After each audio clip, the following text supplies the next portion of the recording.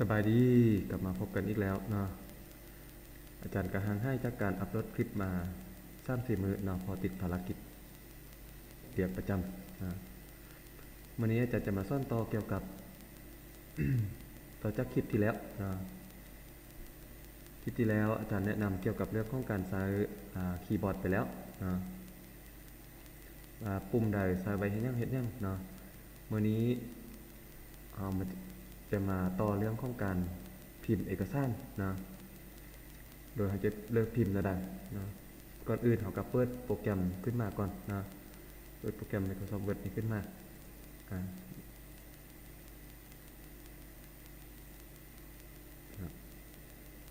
เมื่อได้มีไอคอนอยู่หน้าจอกับคลิกใส่ไอคอนเลยเนาะเราจะได้หน้าต่างมาแบบนี้แล้วนะในการพิมพ์เอกสารขั้นเริ่มต้นที่อาจารย์แนะนำเลยก็คือเรื่องของการไปเช็คเบิ่งรูปแบบเอกสารก่อนเนาะเช่นว่าขนาดของเอกสารแม่นหรือบ่เนาะเดี๋ยวนี้จะขึ้นมาเป็นเลเจอร์ถ้าเป็นเลเจอร์เรามาเปลี่ยนให้เป็น A4 เนาะพอสไลด์บ้านเราการปริ้นเอกสารต่างๆจะมีแต่หน้าเจียเป็น A4 เนาะแล้วมาจิ้นเดเนาะเอาซ้ำนี้บ่ normal เนาะเอาถึง 2.54 รุม 2.54 เนาะซ้าย 2.54 กว่า 2.54 โอเคบ่เนาะกันบ่โอเคเขาก็มาคัสตอมแล้วก็ปรับไปเนาะแต่อันนี้อาจารย์จะสาธิตให้เบิ่งตัวนี้เอาเป็นตัว normal นี่แหละเนาะมันแล้วเนาะเราก็เบิ่งว่าเราจะพิมพ์เอกสารนั้นพิมพ์เป็นภาษาใดเนาะถ้าเป็นภาษาอังกฤษปกติแล้วโปรแกรมจะตั้งค่าเริ่มต้นไว้ให้เป็นภาษาอังกฤษอยู่แล้วเนาะเราก็สามารถพิมพ์ได้เลยนะสมมุติอาจารย์จะพิมพ์ว่า I love you นะเห็นแล้วเนาะภาษาอังกฤษส่วนขนาดมันถ้ามันน้อยเราก็เพิ่มขนาดยูนิตเนาะฟอนต์ยูนิตโดยการ select ก่อนเนาะหรือว่าอีกวิธีนึงมันเราตั้งขนาดไว้เลยเนาะตั้งขนาดยาวไว้เลยไปอันนะ I เนาะ love you เนาะที่สมคิดนะเนาะเฉพาะพิมพ์ภาษาอังกฤษนี่บ่มีปัญหาเนาะมันง่ายเนาะเราอาจจะมาตั้งตัวนี้เป็นรูปแบบฟอนต์เป็นรูปแบบมาก็ได้เนาะปกติแล้วโปรแกรมจะให้ค่าเริ่มต้นมาที่Calibri ตัวนี้นิดเนาะแต่บางเทื่อเขาอยากได้ตัวอักษรที่มันเป็นเรียงเป็นคมดีเขาอาจจะเลือกมาเป็น New Time Roman นี่ก็ได้เนาะ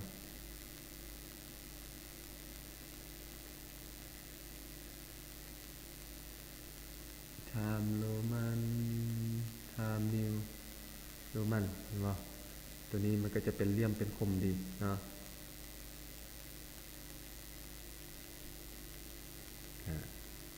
อย่างนี้เนาะพิมพ์ภาษาอังกฤษ แต่ว่าในความเป็นจริงเนาะพอพิมพ์ในชีวิตประจำวันของคนลาวส่วนใหญ่จะพิมพ์เป็นภาษาลาวเนาะในการพิมพ์เป็นภาษาลาวนั้นถ้าผู้ใดใช้เป็น Windows 7 ขึ้นไปเนาะ Windows 7 ขึ้นไป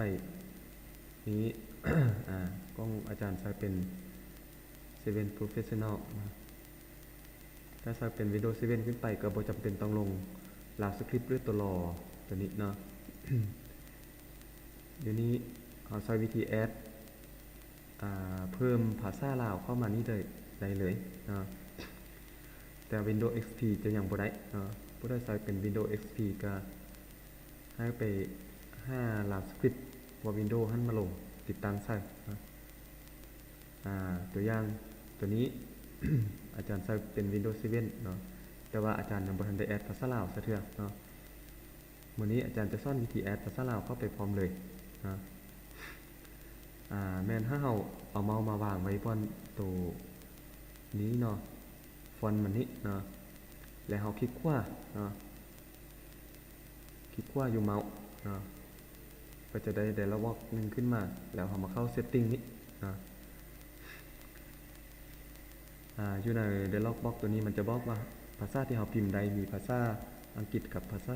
ไทยเนาะถ้าเราอยากพิมพ์ภาษาลาวเพิ่มเติมเราก็มากดปุ่ม add ตัวนี้เนาะ add ตัวนี้แล้วเลื่อนตัวนี้เนาะเลือกมาจนฮอดว่าลาวเนาะหรือว่าอีกวิธีหนึ่งเรากดปุ่ม L อยู่ในคีย์บอร์ดเลยก็ได้เนาะปุ่มตัวอักษร L ในคีย์บอร์ดก็ออกมา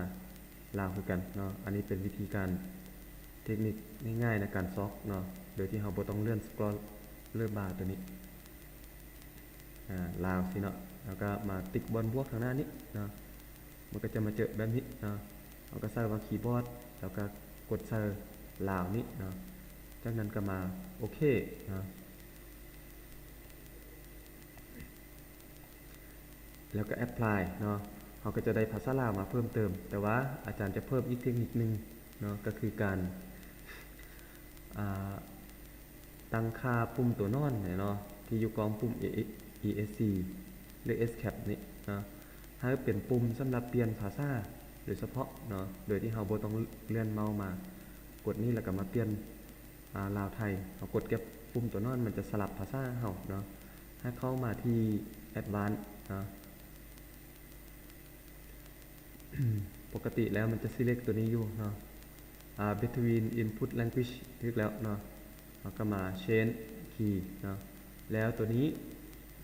ถ้าเพิ่งบ่เคยตั้งค่ามาก่อนปกติมันจะอยู่ปอนนี้เนาะถ้าเรามากดใส่ glass accent ตัวนี้เนาะแล้วก็กดโอเคเนาะแล้วก็ apply โอเคอีกทีนึงเนาะบัดนี้ในนี้เราก็จะมีภาษาที่เราสามารถพิมพ์ได้อยู่ใน Word นี้มีภาษาอังกฤษเนาะภาษาไทยแล้วก็ภาษาลาวเนาะ อาจารย์จะทดลองใช้ปุ่ม Grab Accent หรือว่าปุ่มตัวนอนครับเมื่อกี้ให้เบิ่งเนาะอาจารย์กดตอนนี้เราอยู่ภาษาอังกฤษเนาะกดบัตรนึงมันจะเป็นภาษาไทยบ่กดอีกบัตรนึงสลับมาเป็นภาษาลาวเนาะภาษาลาวตัวนี้เนาะเราก็สามารถพิมพ์ภาษาลาวได้แล้วเนาะดีเนาะแต่ว่าเราสังเกตว่าตัวหนังสือมันคือว่าเป็น ตัวมนๆเนาะตัวมนๆตัวนี้เอิ้นว่าจะเป็นฟอนต์ดอกจำปาเนาะฟอนต์ดอกจำปาตัวนี้เป็นฟอนต์อินเทอร์เน็ตเนาะซึ่งบริษัท Microsoft เขียนให้เราเนาะแต่ว่าฟอนต์ที่เราใช้เป็นทางการอยู่ในประเทศลาวเราจะเป็นฟอนต์พิศราช OT เนาะเพราะฉะนั้นเราต้องได้มาเปลี่ยนฟอนต์ตัวนี้อีกเทื่อนึงเนาะเอิ้นว่ามี2ขั้นตอนเนาะเอาเปลี่ยนนี้เทื่อนึงแล้วมาเปลี่ยนรูปแบบฟอนต์อยู่นี้อีกเทื่อนึงเนาะเราก็เลื่อนลงมาแล้วเนาะหรือว่าจะกดปุ่มตัว P ก็ได้เนาะเห็นบ่กดปุ่ม P เนาะเราก็จะได้เพชรสลัด OT แล้วเนาะกดเข้าไปเห็นบ่ตัวนี้ภาษาลาวมันจะเป็นเลี่ยมเป็นคมดีกว่าเนาะงามกว่าถูกฟอนต์ดอกจำปาเมื่อกี้ฮะนะ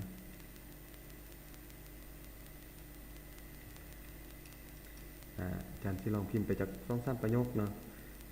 เวลาเราต้องการสลับภาษาเราก็กดใช้ปุ่มตัวนอนหรือปุ่ม Grab Accent อยู่ใน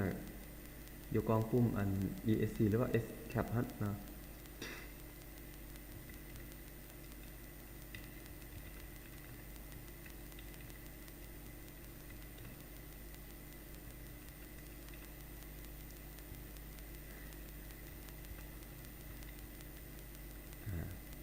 บ่พอเราไปหน้าไม้ปุ๊บมันจะเปลี่ยนเป็นฟอนต์ดอกจำปาเนาะวิธีการแล้วมันเอาก็มา select เนาะ select หรือว่าการหาซี่คุมเนี่ยเนาะมันเราวางเมาส์ทางหน้านี้เนาะแล้วกดปุ่มซ้ายเนาะซ้ายนิวซีเนาะถ้าผู้ได้จับเมาส์เบิ่งขวาเอิ้นว่าถนัดเมาส์เบิ่งขวาเนาะนิวซีจับแล้วลากมาเนาะคุมมันหลังจากนั้นเราจึงมาเลือกเป็นฟอนต์พิศราช OT เนาะเขาก็จะได้ละนะเป็นเอาได้บ่ยากเนาะสุดท้ายที่เก้าเนาะอย่าลืม ไปกดติดตามหรือ Subscribe เนาะที่ช่องที่ส้มคิดนี้เนาะเพื่อเวลาอาจารย์มีอัปเดตวิดีโอมาไว้ก็บ่ให้มันพลาดเนาะก็ขอบใจ